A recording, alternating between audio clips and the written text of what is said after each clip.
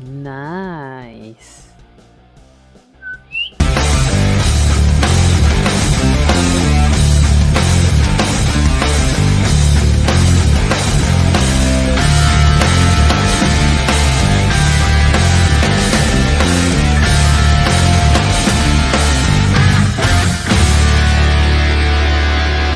It's about to get all stupid up in here!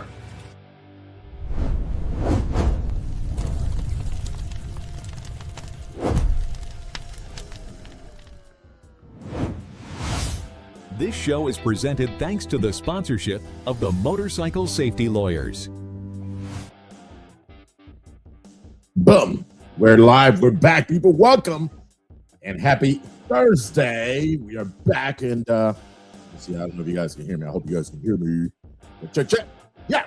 Go ahead and make sure you like, share, and subscribe if you're watching us on YouTube or if you're watching us on Facebook. Either way, make sure you continue. Please go share, hit like. I am excited about today. Today is our first season, second episode. Yay, about that. First season, second episode, and today we're going to talk about good old road captain. That's going to be, so if you're a road captain, if you got stories, we'd love to hear from them. If you've ever left a big group, we'd love to hear from you guys. So please make sure you go share, hit like, subscribe, all of the above. Actually, I'm going to do that myself. Where am I at here? Let me see. I'm trying to see if it shows where I'm live. There I am. Yeah, and then go share, guys. We'd love for you guys to continue to let people know about our podcast. Let's see. I'm trying to sharing. Yep, number 2. I'm gonna share with these guys. Yep, that guy too. Guys, make sure you go ahead and hit like, share, and subscribe. Let everybody know we're here. And Taino Irons. And we're going to talk about the Road Captain's Compass. For some of you guys who may not know, excuse me. I wrote a book, actually a series of books. This one is already out. The other ones are being slowly released. Let's see. It's here. I got so many biker groups that I am a member of that I just go to groups and I just share to every one of those people. But yeah, guys, I'm super excited. Those guys too. Yep. These guys too. All right, I think I shared enough. Anyways, thank you guys for tuning in, and let's talk about it, guys. The Road Captain's Compass. I'm super excited. Let's talk about what is the Road Captain. We're gonna kind of dissect the index of the book. It's a very small book, 45, 46, 7 pages, but full jam-packed information on how to be an amazing road captain. Some of you guys have already purchased the book, and I want to say thank you for you guys who have purchased it. But yeah, no, today let's talk about it. Why don't we even read a couple of yeah, I'm in trouble. You are yeah, I'm in trouble. 1 second, people. Start the show.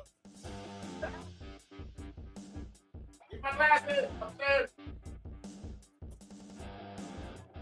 That's what happens when you do a live show. I left my glasses upstairs, and I can tell you I can read, but I really can't see without my peepers. But anyways, yeah, let's talk about the Road Captain's compass. Think about who the road captain is. A lot of people look at the road captain and he's just the guy that plans your route. He's just the guy that plans your stops. He's just the guy that, you know, no, there's a lot. There's a big method to the madness of being a road captain. And that madness is the man, the person, the women. Let me say that because I have seen some ladies around here that I've actually ridden with that actually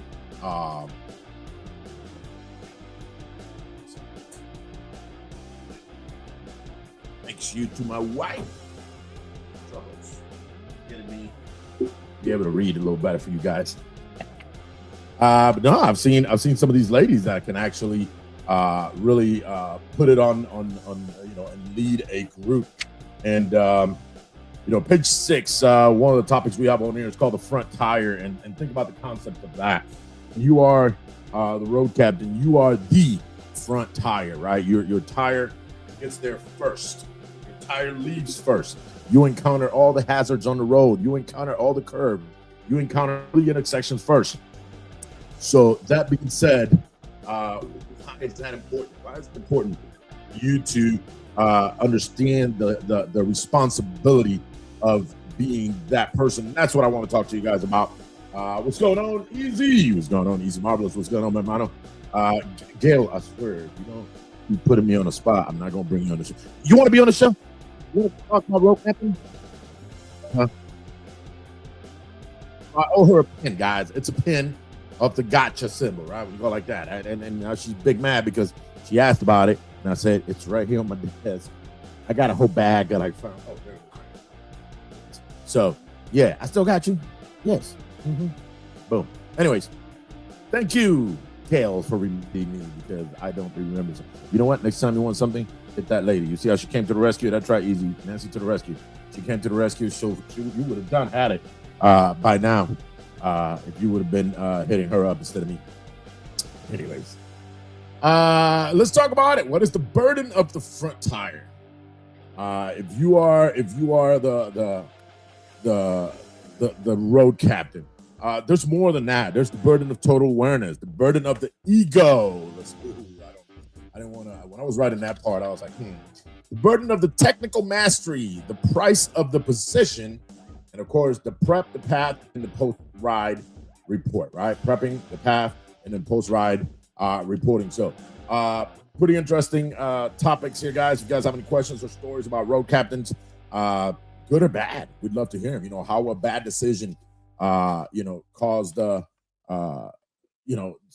not so good outcomes. What's going on, man? Animal, what's going on, brother? So let me give you guys an example, guys. I was honored to have led several rides from my previous organization, one in Colorado, one in Greenville, North Carolina, and one in Savannah. Savannah and North Carolina were not as challenging. However, the Colorado one was super challenging. We are heading through the mountains to a town, and the route that it gave me was supposed to be through the mountains, back roads, mountains. I mean, real mountains in Colorado. If you've been out there, if you rode with us, you know what I'm talking about. I rode that route on the prep because that's part of it. The prepping. I did that route maybe 2 weeks before. Beautiful. I'm ready to go. This is it. Oh my God, people are gonna flip and love this thing, right? And 2 days before I rally, they had a lot of rain. What happens with Colorado, and for you guys that were out there, when I went out there, there was still snow on the mountaintops, right? So when they got rain, all that rain not only comes down, but it also melts the snow. So there were mudslides covering the road that we have prepped, that we have planned for. Now imagine a single 2-lane road going up a hill and getting to a point where it says road closed. And now I have to turn around 500 bikes.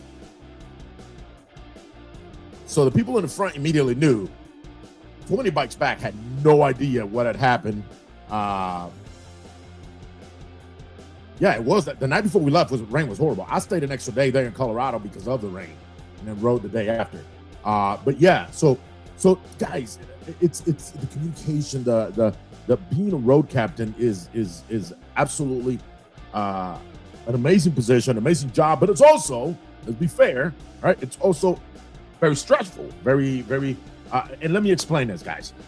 I love riding with my pack.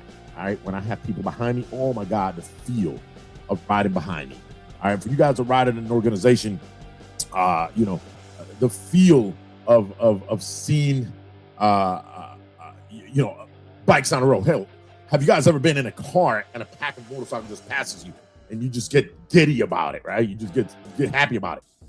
That feeling, multiply that times whatever you want to multiply it as, that is the feeling of being a road captain. And let me explain. However, that is on the positive side, in my opinion, right? On the pros and cons, on the con side of being a road captain, I have done a 5-hour ride with my chapter, and when I get to my destination, my neck, my arms. It's just the tension alone, right? From having to, I'm gonna say it. You don't enjoy your ride the same way, man. All right. That you don't enjoy your ride the same way.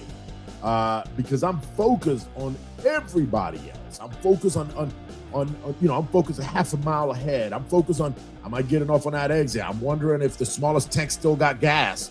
How many miles they still got. I'm sitting there, right? Focusing on everything, but kicking back and riding my ride, right? I'm focusing on everything. Matter of fact, every so often, the people I ride with, they know I do this. I look back, I give them a head signal, and then I break off and I slow down to check on everybody. So I'm checking on everybody.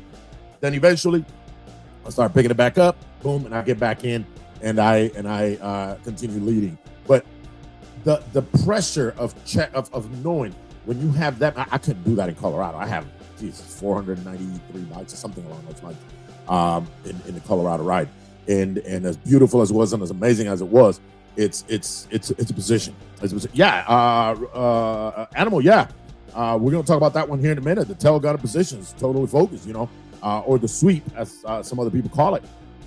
So, man, the same breathtaking when the pack rolls through. Absolutely. I just love watching a pack roll through. Even when, let me tell you what, I've actually led them. I've watched them by me. I have actually stood when I see them breaking out, when I see them leaving like a Harley parking lot or wherever they were staging in. I'm like, man, I wish I'd have known about that ride. I would have jumped on it. But I'm going to tell you guys, nothing like riding with a pack to me. All right. And correct me, guys, if I'm wrong. My viewers right now, correct me if I'm wrong. Would you rather ride in a pack solo? And if you ride solo, tell me why. If you ride in a pack, why? And if you like both, well, give me the pros and cons of both. I'd love to hear about them. Me personally, I love them both. I love 100% solo ride. Just me. Go, boom, take off, hit the road. Not because I got to go from point A to point B. No, just a solo ride every so often. And at the same time, I also love riding with just 2 or 3 people, my wife and maybe somebody else or whatever. My wife rides her own. So, just her and I hit the road. I'm going to tell you, on the way to Colorado, it was just my wife and I. And amazing ride. Beautiful. We took longer than we should have. We weren't trying to do an iron butt. We took longer than we should have. But we did it on purpose. We stopped when we wanted to. We broke off and saw the back roads when we wanted to. It was a 1,300-mile ride. It took me 3 days just because when we pulled into Colorado and we finally made it to the sign that says, "Welcome to Colorado," and we took our pictures there, we never touched the freeway all the way to Keystone, Colorado. We took the whole back road. So that took 8-9 hours just doing that. One whole day just to get into Keystone. So I say all that, guys. I say all that to say this, guys. I get it. We all love it. But every now and then we find ourselves riding in the pack. And we need to understand the mentality of this road captain. If you're not a road captain, if you've never done it, you need to understand the mentality of it. All right. And if you are a road captain, maybe this book, The Road Captain's Compass, is a good tool, something to have, something to read and refresh your memory. Maybe there's nothing here for you to learn. Maybe you're a subject matter expert. Or maybe you can pick something up, a nice little trick. Let me read just the first section here on the foreword called The Front Tire. It says, when you ride solo, your mistakes are your own. If you misjudge a corner, or come in too hot, you manage your own line. If you miss a turn, you pull into a parking lot and laugh it off. You hit a patch of gravel, you alone deal with the physics of that slide. But the moment you click that kickstand up, as a road captain, your singular identity as a biker vanishes. You're no longer singular, right? Think about that, right? You're no longer singular. You become the central nervous system for the multi-ton, high-speed organism made of steel, rubber, and human lives. Keyword, human lives, right?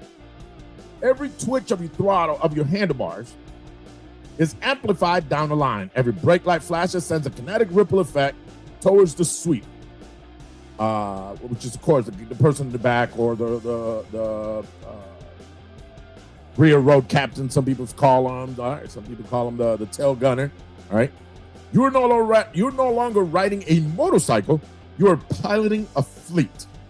All right, This book was born out of desperate necessity to bridge over the gap between writing well and leading well. There's a big difference between you being a writer, you being an amazing, badass writer, and leading the pack. Okay. Over decades of writing clubs, charity events, and informational and informal brotherhoods, this is me talking, I've seen many skilled writers fail as leaders. You can be an amazing writer. You can have 20, 30 years on two wheels, and they put you in front of a pack, and when you see that yellow light turning red and you gun it, the rest of your people have no idea. Do we gun it or do we stay? Do we risk it? No, right? So all of these, right? They believe that 30 years in the saddle and high displacement engine automatically qualifies them to lead. They were wrong. While technical experience is vital foundation, leadership in motorcycle context is a distinct demanding discipline.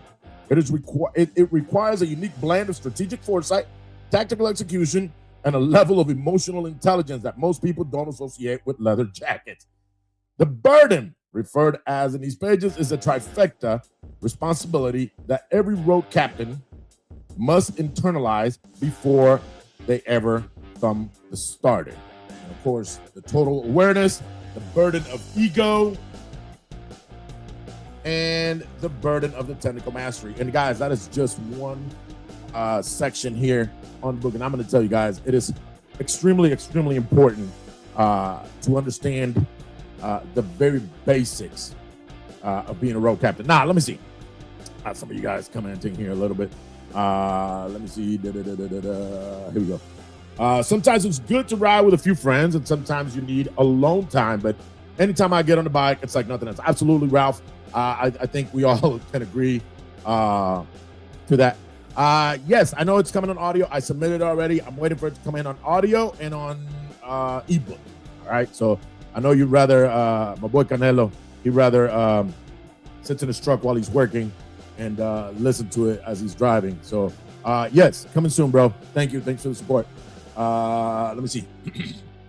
Send me the name of that book. I want to get it. Hey, Will, the book is simple. It's called The Road Captain's Compass, and you can find it on Amazon. Let me share that with you guys here. I think I know I had it. So it's the one on the right, and I'm going to tell you guys because I don't snitch myself. I was going to do this a little later. The Road Captain's Compass on the right, and then, of course, there is a second book that just got approved today. It's called Prove It, the Standards for MC Prospecting, right? So for prospects. And while I am here, I'll go ahead and snitch the whole way out. There is a third and a fourth book being worked on right now. So I put all these books together recently, and I just submitted all four of them, and they're all being worked on. Let's open the wrong folder here. Yep, here it is. So the Sergeant at Arms book, which is called Order on the Road, the Sergeant at Arms Responsibility, and the Seat of Power, which is the principles, the President's Protocol. All right. So, well, thank you guys. I see some of you guys commenting on it. Let me make sure I don't miss none of you guys. Yeah. So the Road Captain's Compass, Improve It. The Standards for Prospects is already out on Amazon. Check them out. Look them up by name. Author myself, Pedro Taino Nieves. But again, I don't want to. We're going to talk about Amazon. That's cool. I want you guys to buy them. But let's talk about really what is it that kind of thing. Hey, Tejana, what's going on? Thank you. That's right. Taino himself, El Taino, is also it's a road captain, so it's always good. Road captains are in charge of the ride. It is a responsibility for everyone's safety, not the leader, President VP. Believe it or not, we talk about that here, and we're not talking about them being in charge of the club. They're in charge of that ride. Let me see. I thought I had it here somewhere. When we talk about the masteries, the psychology of it, understanding the turns, group lane versus single file transitions, the slinky effect, the geometry of negotiating the dirty line. Oh, go read that. It's really simple, very, very short section, but managing the human element.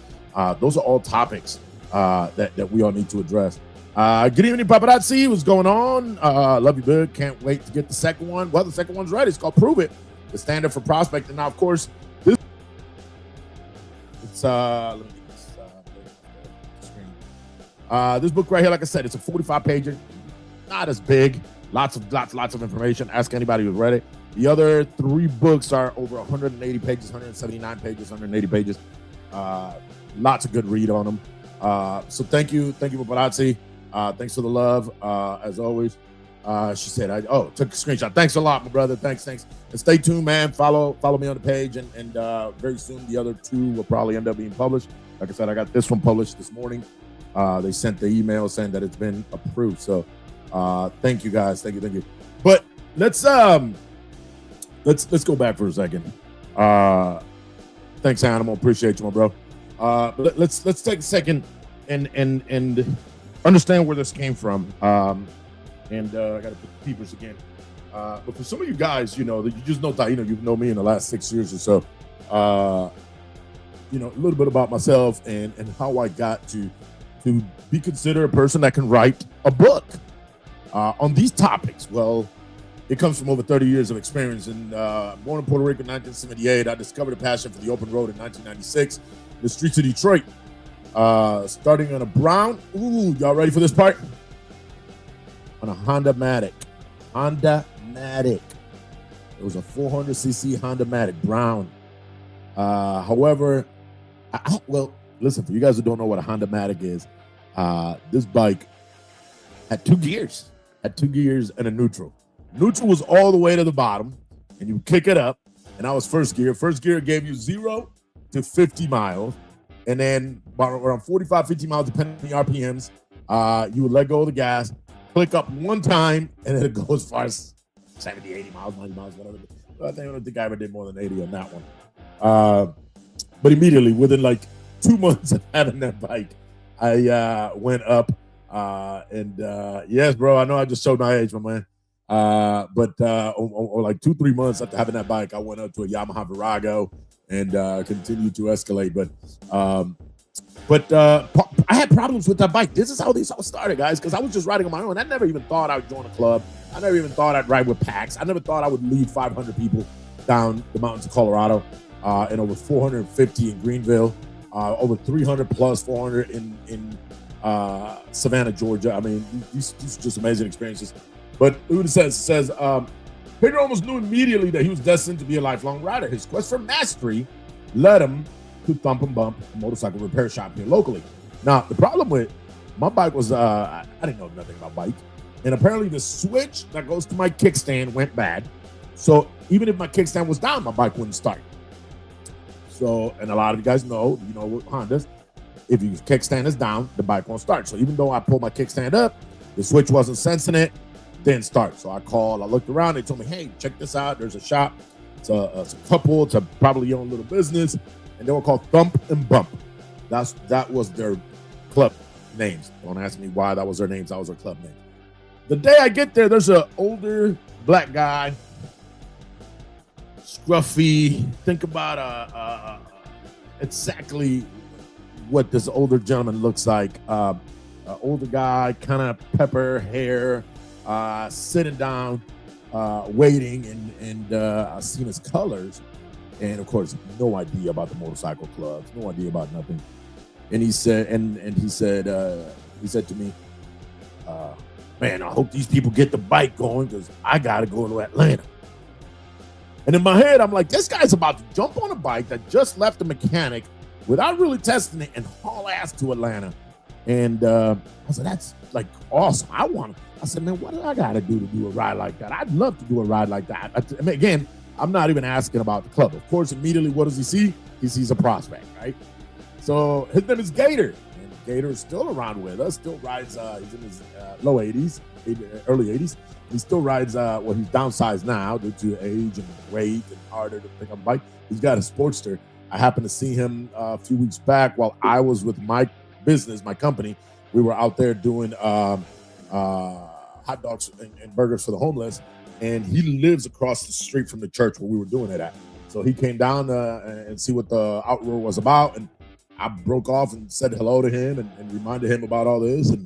But yeah, that's Gator. It says, under Gator sponsorship, Pedro joined the Soul Devils MC in Detroit. So yes, I was with Soul Devils Motorcycle Club here in Detroit for a very, very long time until I had to relocate and go to Texas. I was there for about 12, 15 years independent. Well, on and off, 12 total, but on and off, it was a little bit more than that. But before eventually returning to his Detroit roots, upon returning, now I got a different lifestyle. Now I'm married, I got children. I am not trying to do the MC way, right?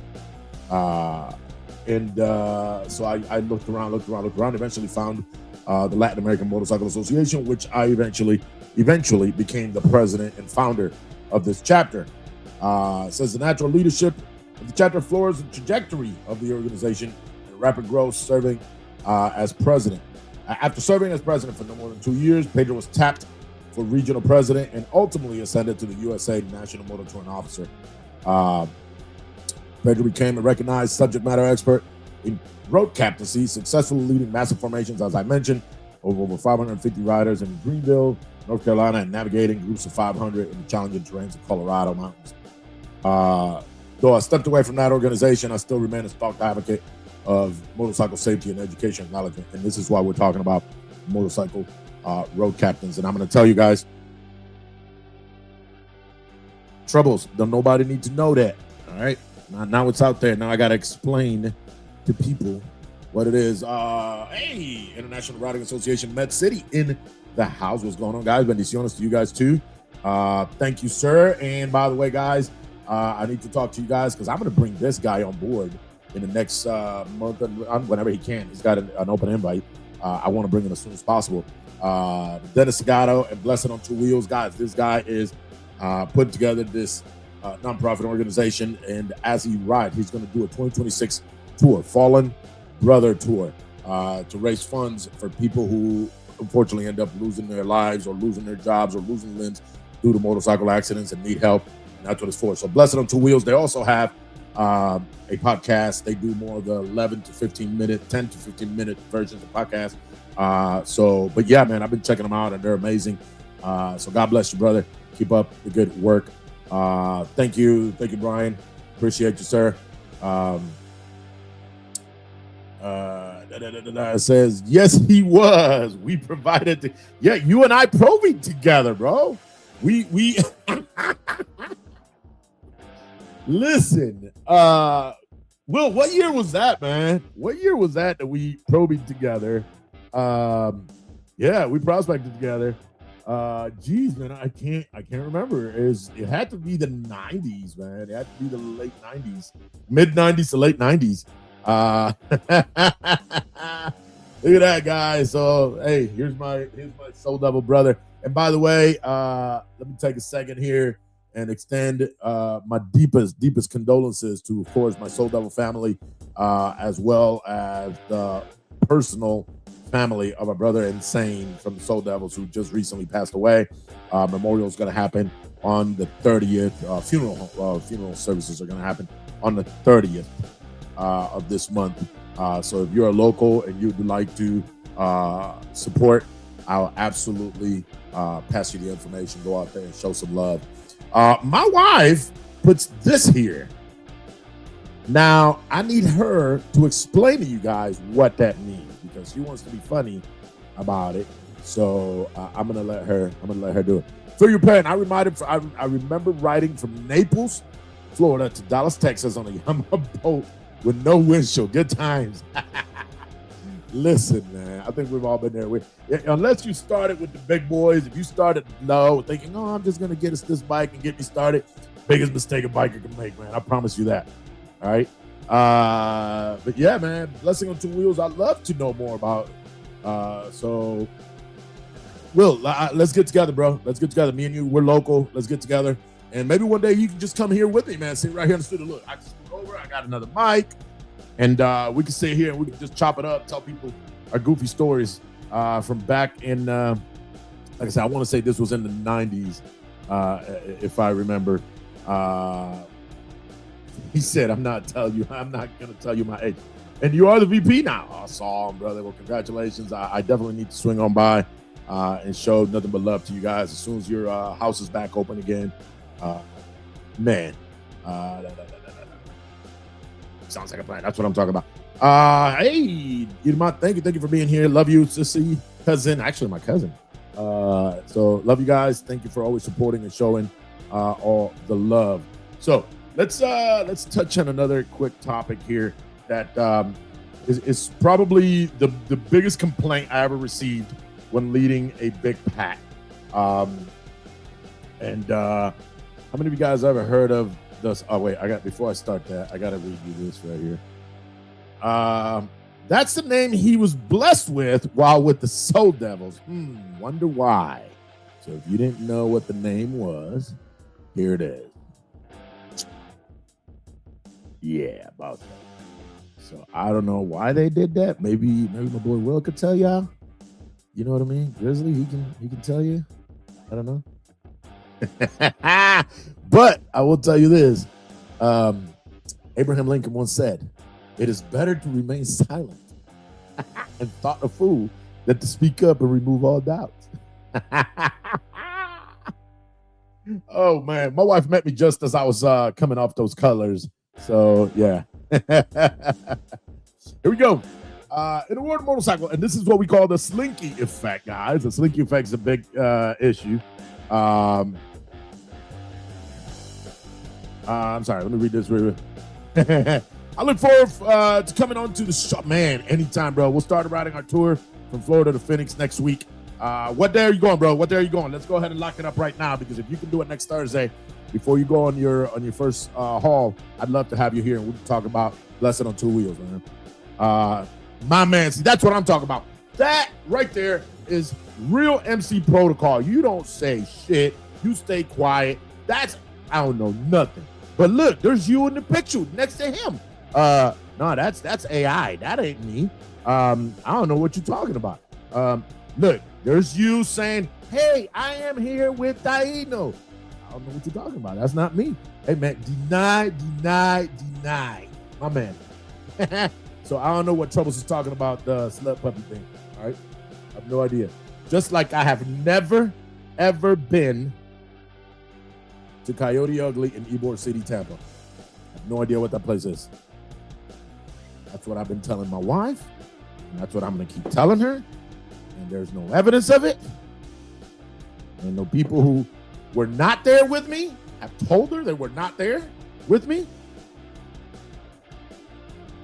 I come next Thursday. Well, I don't want to take you if you're on the road, but I'll take it. I'll take it. I mean, I absolutely, I'll take it. I don't care what you say. You can think whatever you want to think, my love. You can think whatever you want to think. Listen, let me read this. I'm coaching people today, and you're over here calling me a hoe or something. That's what people are thinking. Anyways, guys, do you guys know what the slinky effect is? How do I go from that to a very serious topic? The physics of the slinky effect. In the world of motorcycle touring, there is a phenomenon as inevitable as the wind and as persistent as gravity. It is known. Can't believe I wrote this word. There's one of those words that I write and then the editors make it nicer. I put equivocally, there we go, as the slinky effect. To the casual observer standing on the street corner, a group of 20 motorcycles might look like a synchronized machine, a glittering rhythmic caterpillar winding down the landscape. But to the riders, back of the pack, the reality is more realistic. One moment they're cruising at leisurely 45 miles per hour, admiring the scenery. The next, they are hard on their brakes as the gap in front of them vanishes, only to be followed seconds later by a desperate roll on the throttle to 75 miles an hour just to keep the tail lights ahead from disappearing over the horizon. All right, so in this chapter, we explore the fluid dynamics of human psychology and the pure physics that govern the line of motorcycles, why the line of motorcycles behaves less like a solid rod and more like a high-tension spring. Again, extremely, extremely important. Listen, one of the hardest things when you're a road captain, you make that right turn, right? What do we do? Answer please on the chat. What do we do immediately after we make that right turn? If you were going solo, you gun it again. Correct me if I'm wrong. You gun it again. The moment you cut that corner, you hit that corner, you gun it. When you have 20 people behind you, you can't do that. You cannot do that.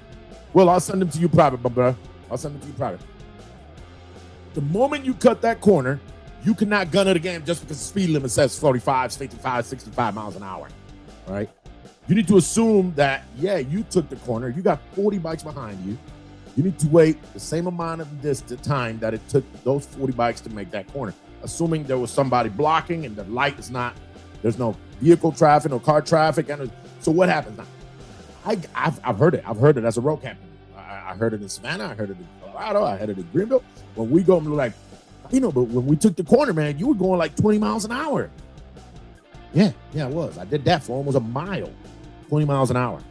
I could have easily picked up 45, 55, 60, to meet the stay to the right lane and do 45, 50 miles an hour, 20 miles an hour. So that by the time I hear from my rear captain, because him and I were on the phone the whole time. Another topic here, which is communication between the front and the rear, right? We're on the phone, so I don't have time to listen to radio when I'm leading this pack. I don't have time to do anything like that. And luckily, we have this technology now that I can be on Bluetooth with somebody, or I can have a communicator with the last guy on my pack. I got communicators, Senna, Cardos. Those are great. Or if your bike's connected to Bluetooth, you have it on your headset. Use your phone. All right. So he tells me, all right, I'm in. Whatever coming, we're riding. Pedro's going 20. I got 30 bikes, 28, 29, 30, 35, 38, 39, 40. I'm in. As soon as he says I'm in, I know I can now gradually pick up back to 60 miles an hour to prevent that slinky effect. Because otherwise, I'm going to hit 50 miles an hour. The guy behind me is going to do that. By the time you get to about middle of that pack, the last guy, my rear captain, my sweep, my tail gunner is going to have to pick up 80, 90 miles an hour just to catch up to the pack. And as a road captain, that absolutely is not safe. All right? It's not safe. So, what up, Doe? IRA in the region is in the building. What's going on, man? Absolutely. Look at you guys. Now you guys want to have conversations here. What's going on, guys? Road captain, the slow and wait rules. Guys, you're responsible. The pull over rule, you're responsible for it. All right? At any moment, pull over. If you feel something's unsafe, pull over. If you start feeling the road too gravelly, too uneven, if it starts raining, if it's too foggy, you make that call. Some of these guys are not going to make that call. Some of these guys are just going to ride with you, and they trust you implicitly. And don't forget, you are now piloting a fleet that includes human lives. Not everybody has the same riding skill sets. You are a road captain because you have an elevated level of riding skill set. And right here in the Motorcycle Talk podcast, I want to make sure that people know that people understand the importance of your job as a road captain. And I say, at the very least, I welcome you guys to go and of course, pick up the book, it's a good read. The Road Captain's Compass. We'll obviously have another show later to talk about. This is going to be a little longer, maybe a 2-part show. Prove It, the standards for MC prospecting. But, there is so much. And at the end, guys, what is more, do you guys have constructive criticism? Constructive criticism, especially with your prospects. Let me ask this. And I want you guys, the ones that are here, let me ask this. I know we have a chain of command, right? Let me get this picture out of the way. Make sure you guys see it. But let me. We got a chain of command in the motorcycle club world. But if I got a brand new person who's never rode in a pack, matter of fact, it happens all the time. You get a person who's just starting to ride, went to the Harley, did the rider course, went and got their endorsement, got their bike, first time on a bike. Got just enough skills to get on the road and make it to the gas station and make it to the next bar. Where do we put that guy? You, the road captain, where do you put that guy in the formation? Where does this brand new rider get placed in the formation? Forget the MC protocol for a minute. We're not talking ranks. We're not talking seniority. Where is he safest? Is he safest in the middle somewhere? Is he safest in the back? Is he safest in the front? Where is he? Okay, so I'm getting some answers here. I'm getting the middle. In front of the tail gunner, that's my opinion. In the back.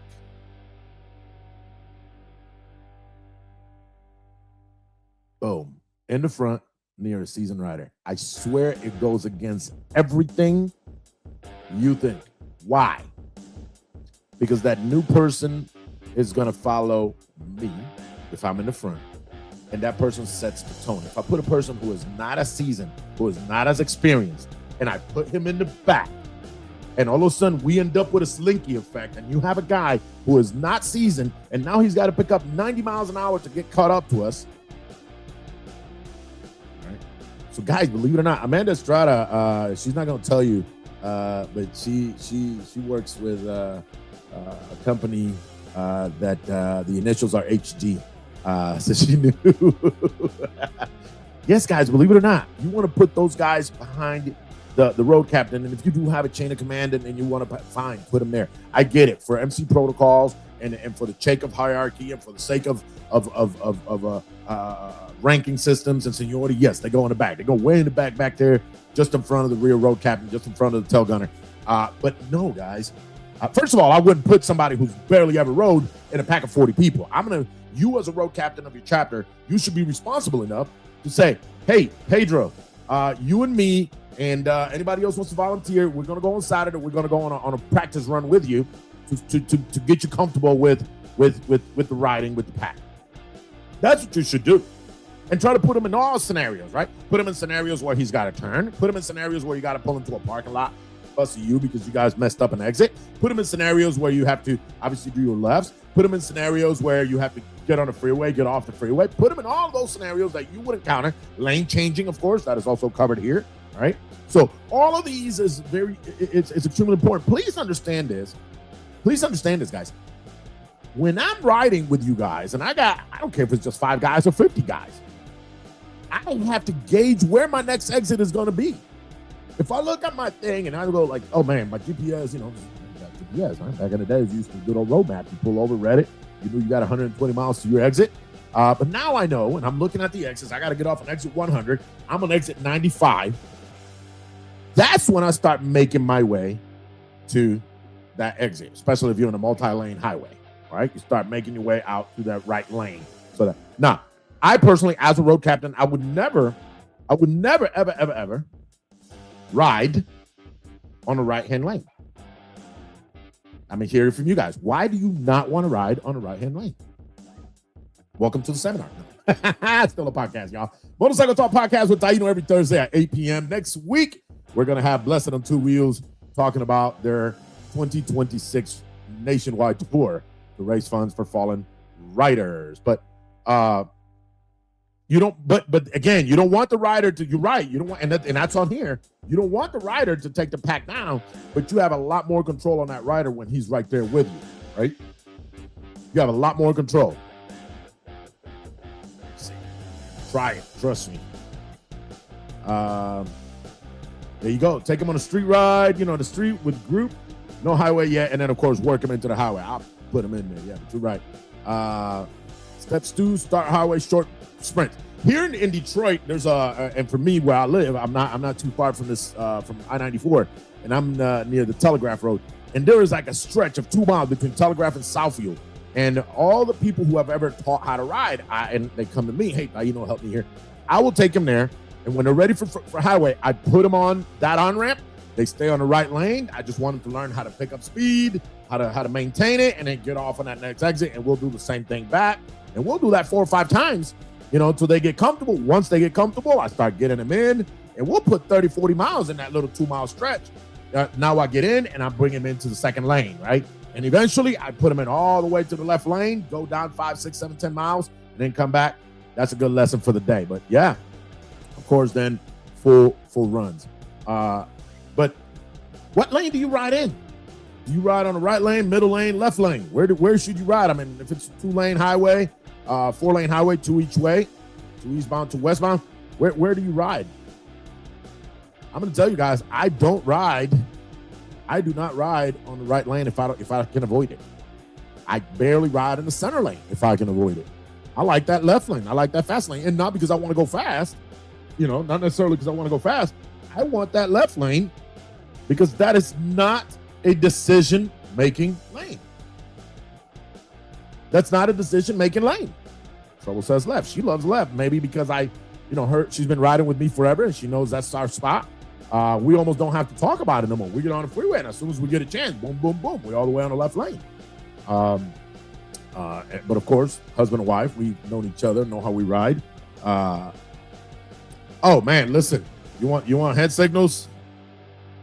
We did very basic. We pulled them out of the American Motorcycle Association hand signals, right? So the AMA. So yeah, you like the sun lane when you're alone. It gives me way out both ways. I get it. I like the left lane. That's a non-decision making lane. You ride on that right lane, and this knucklehead in the car realize that's his exit, but it's not your exit. He's gonna try to do this, right? And if he does this, now you're hitting the brakes. Did the guy in the back know it? Did he realize it? Listen, I don't take chances on my bike, but I have ridden the center lane, of course. I do like the center lane for certain things, especially as I'm getting closer to my exit. I'll stage here, and then eventually I'll work my way out. But guys, there's just so much. I'm just going to read the titles to the chapters again, and I welcome you guys to check it out. So the burden of the front tire, that is a foreword, and then you have the pre-flight intelligence, the physics of the slinky, tactical lane mastery, that's chapter 3. Chapter 4, the geometry of the curve. I actually get a little, I even threw a formula on there, even though the formula, guys, it's irrelevant to, just so you guys know that there is a lot of physics to it. As you're taking a turn, you lose speed. Unless you're leaning that bike and scraping that knee like this racing crotch rockets do at the equivalent of their NASCAR. And I know most of us don't ride that way. So, but yeah, the geometry of the curve. But more importantly, guys, managing the human effect. Everybody's different. Everybody learns differently. Everybody rides differently. So what, you know what? I get it, man. You're right. There's a lot of assholes flying up on your ass on the left lane, but just maintain speed. I mean, listen, if I'm on the left lane here in Michigan, the speed limit is 70. I'm not gonna lie, I'm doing 80, right? That's just me. That's my comfort right there. Between 75 and 80, that's where I keep it. And it is what it is, I'm already, listen, the way I see it is, if I'm already at or above the speed limit and you want to go faster, wait till you have your little spot, go around me, and I'm not going to go 100, so you can,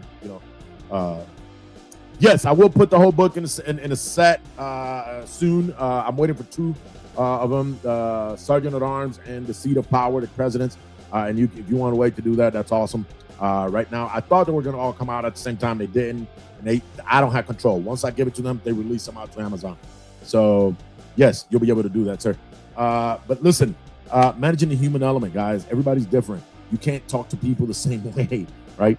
I got, if you guys know, I got my personal friends. I can go, what the fuck did you just do? I can do that with him. Are you fucking serious? We almost got ran over. I can do that with him.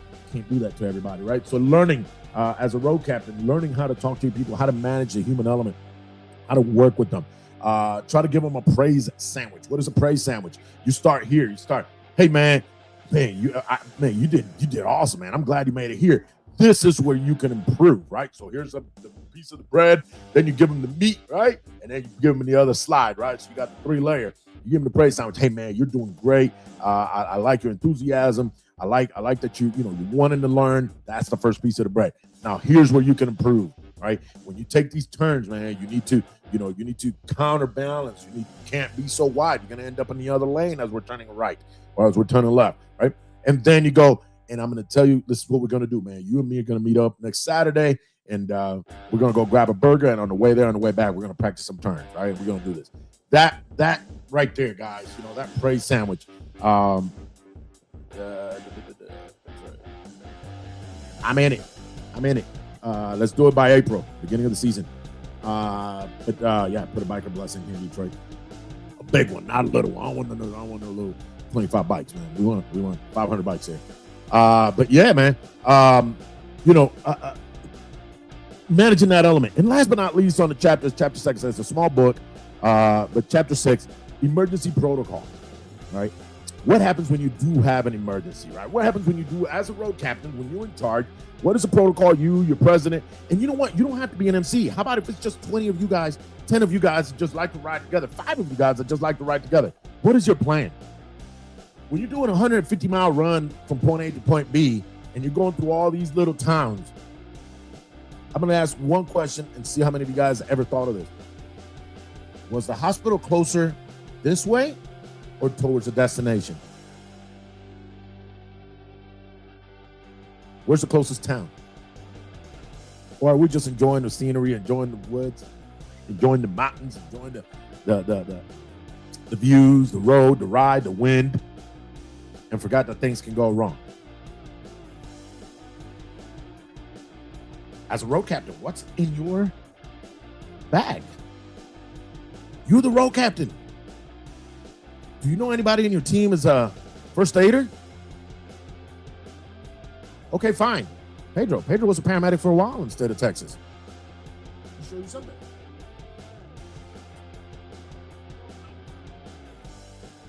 I'll show you something, guys. Should have had it ready. I think I was going to do it. I put myself up and I know headphone. I'm going to show you guys. Breaking stuff in my own studio. I should have, you can hear all that. That's, this is what I carry. This is my saddlebag. Pretty big. This is my saddlebag. Are you ready for an emergency? And it doesn't always have to be a accident type of emergency. It doesn't always have to be an accident emergency. So, doesn't have to be an accident emergency. Oh, I got that right here. Here's a tourniquet. Here's a tourniquet. I got it right here. Maybe one day we'll do a couple of videos. Does it always have to be a medical an emergency? We know those are the worst ones. I know, Maddie. Listen, I was reading a book, Maddie. I was reading the book, okay? But let me ask you this. Have you guys ever been on the road long distance and you see this new local burger joint? And you're like, ooh, right.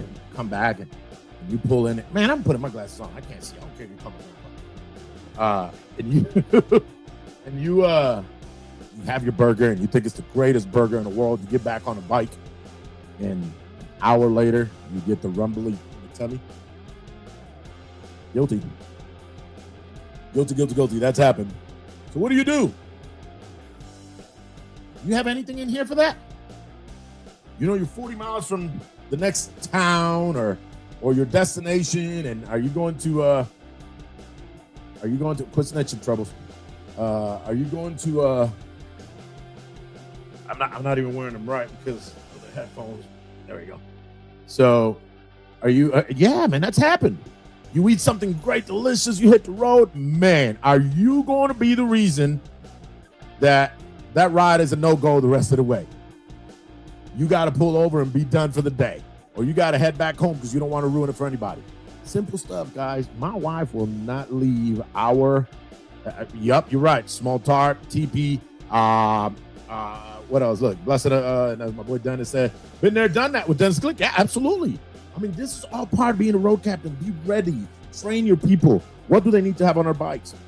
In the military, guys, every soldier carries what's called an IFAK, which is individual first aid kit, right?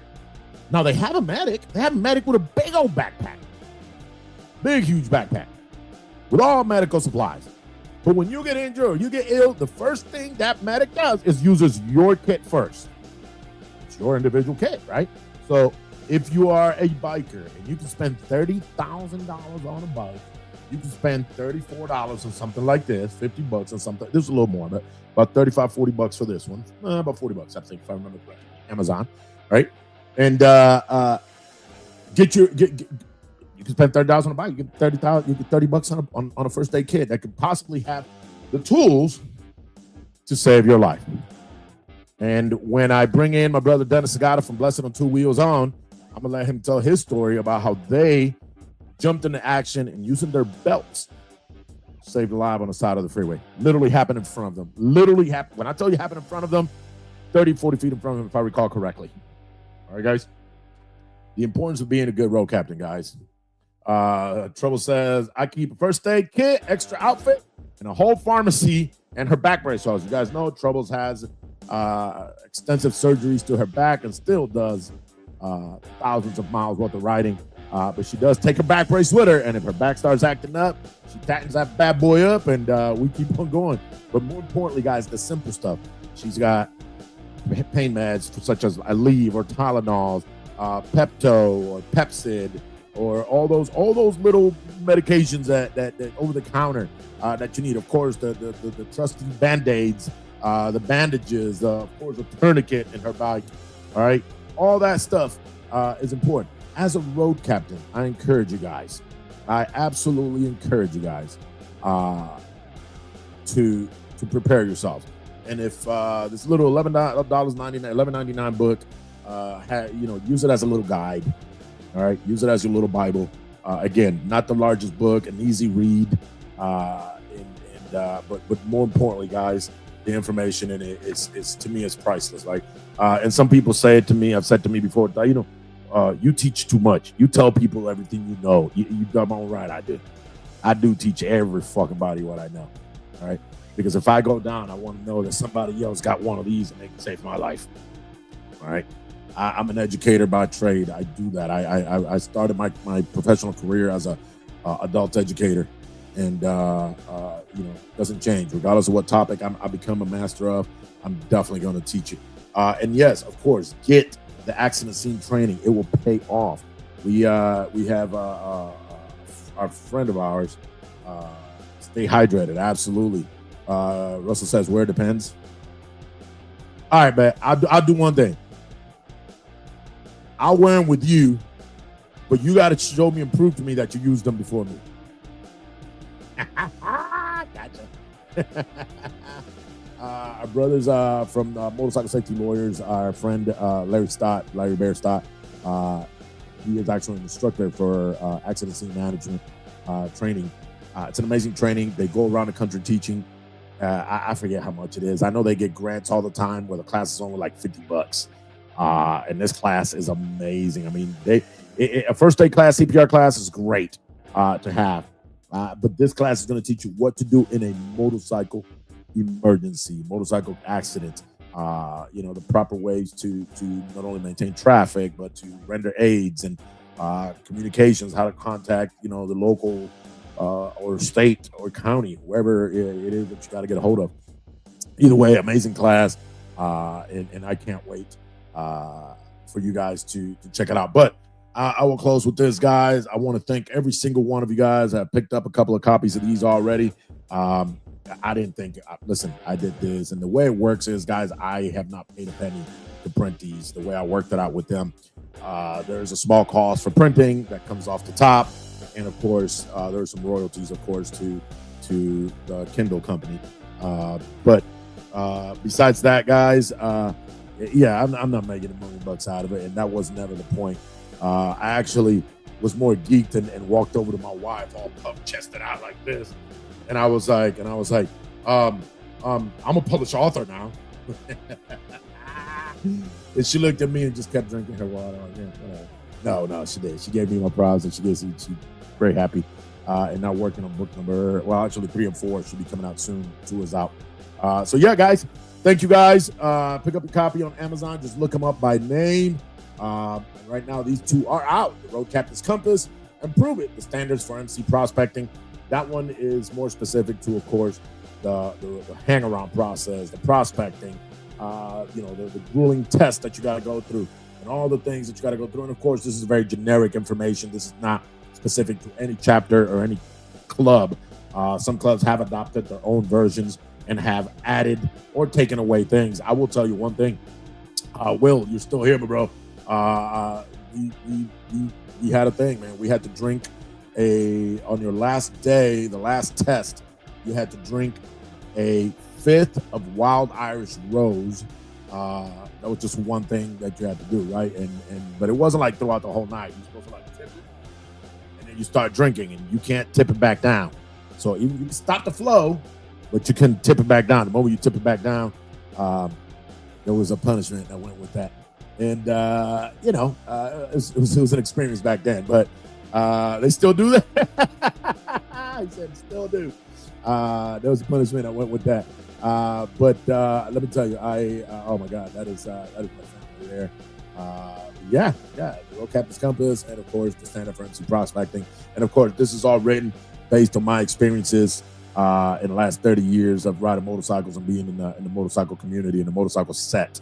The third one coming out, of course, is Sergeant at Arms, and then the Seat of Power, which is the President's Bible or the President's Protocols. Looking forward to the love and support from you guys. But in the meantime, guys, I want to thank you guys for joining the Motorcycle Talk podcast. Next week, Blessed on Two Wheels, right here, live, Thursday, 8 p.m. Eastern time. That way, if my brother's on the road, he'll probably be in a hotel by then.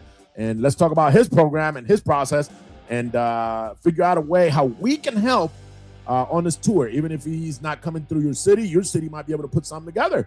And maybe we'll create sales.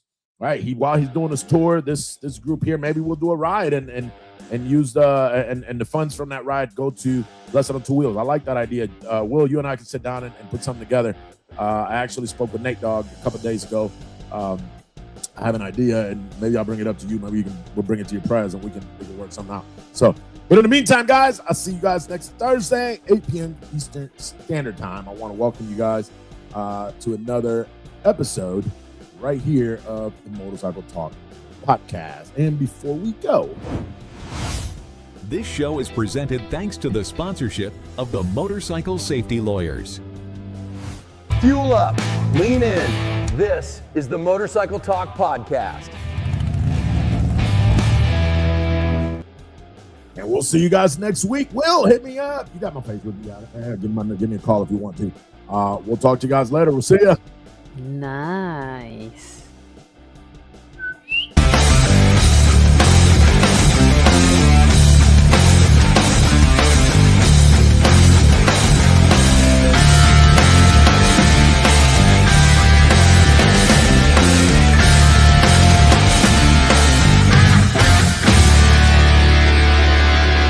It's about to get all stupid up in here!